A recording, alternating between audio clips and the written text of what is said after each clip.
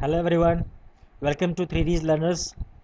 In the previous video, we discussed about infinitive. Today, we shall discuss about gerund and participle in detail. As we know, there are three kinds of non-finites: infinitive, gerund and participle. Infinitives के बारे में हम लोग बात कर चुके हैं. Gerund. A gerund is the verb plus ing form which is used as a noun in a sentence. gerund verb plus ing form होता है जो सेंटेंस में नाउन की तरह प्रयोग किया जाता है. It is not influenced by tense and the subject. यह किसी टेंस अथवा सब्जेक्ट के नंबर या पर्सन से इन्फ्लुएंस नहीं होता है. For example, walking is an exercise. I like reading stories. He is fond of playing cards. In sentences में walking, reading और playing gerund है. Understanding the function of gerund. Uses of gerund.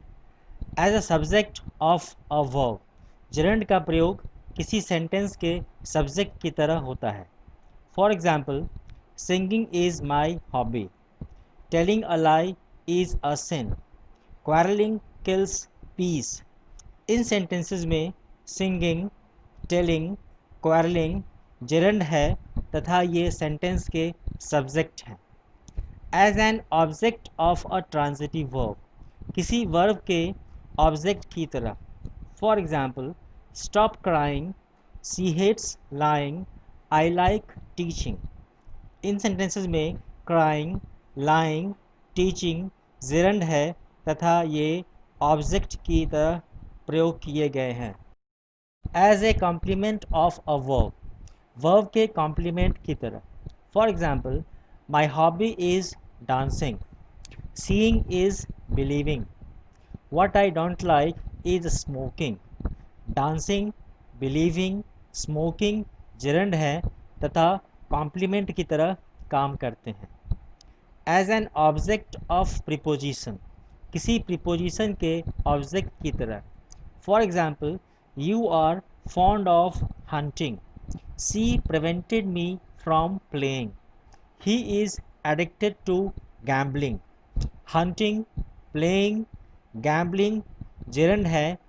इनके just before preposition है, so they are object of prepositions.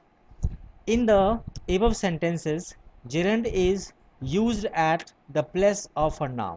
इन सभी sentences में gerund verb plus ing का प्रयोग noun की तरह हुआ है. Uses of noun देखने के लिए ऊपर आ रहा है आई बटन पर क्लिक करें. Some important facts about gerund and infinitive. Infinitive and gerund both are used as a noun. Infinitive and gerund दोनों का प्रयोग नाउन की तरह होता है. देयरफॉर उनका प्रयोग एक दूसरे के स्थान पर किया जा सकता है. For example, to walk is an exercise. To walk की जगह वॉकिंग इज़ एन एक्सरसाइज भी कहा जा सकता है. Teach me to dance. We can say teach me dancing. Only gerund is used after some prepositions. कुछ प्रीपोजिशंस के बाद सिर्फ gerund का प्रयोग किया जाता है. For example, he went on laughing. You are good at diving. I am thinking of going abroad. Only infinitive to plus verb is use after some verbs. कुछ वर्ब्स के बाद सिर्फ इन्फिनेटिव का प्रयोग होता है, gerund का नहीं. For example, I agree to do it for you. She refused to help me. He hopes to pass the exam. Generally, possessive case is used before gerund. gerund के साथ possessive case का प्रयोग होता है. For example, I don't like you doing this. इसमें I don't like your doing this होगा. उसी तरह he insisted on me reading it के स्थान पर ही इंजिस्टेड ऑन my reading it होगा. By doing some exercises based on infinitive and gerund, better understanding can be developed. Understanding participle. Participle. A participle is the form of a verb which does the work of a verb and an adjective. Participle का प्रयोग verb तथा adjective की तरह होता है. There are three kinds of participle. Present participle, verb plus ing, like playing, eating, laughing, etc. Past participle, verb 3, like played, eaten, gone. Perfect participle, having plus verb 3 form, like having played, having reached, having seen, etc. Uses of participle. Present participle is used to make continuous tense and past participle is used to make perfect tenses. Present participle का प्रयोग continuous tense तथा past participle का प्रयोग perfect tense बनाने के लिए होता है. इस प्रकार इनका प्रयोग वर्ब की तरह होता है. For example, he is playing, they were dancing. Playing और डांसिंग यहाँ पर प्रेजेंट पार्टिसिपल हैं और ये कंटिन्यूअस टेंस बनाते हैं. I have done the work, he will have reached. यहाँ डन और रीच्ड पास्ट पार्टिसिपल हैं तथा ये परफेक्ट टेंस बनाते हैं. When two actions are done just after the other, present participle is used.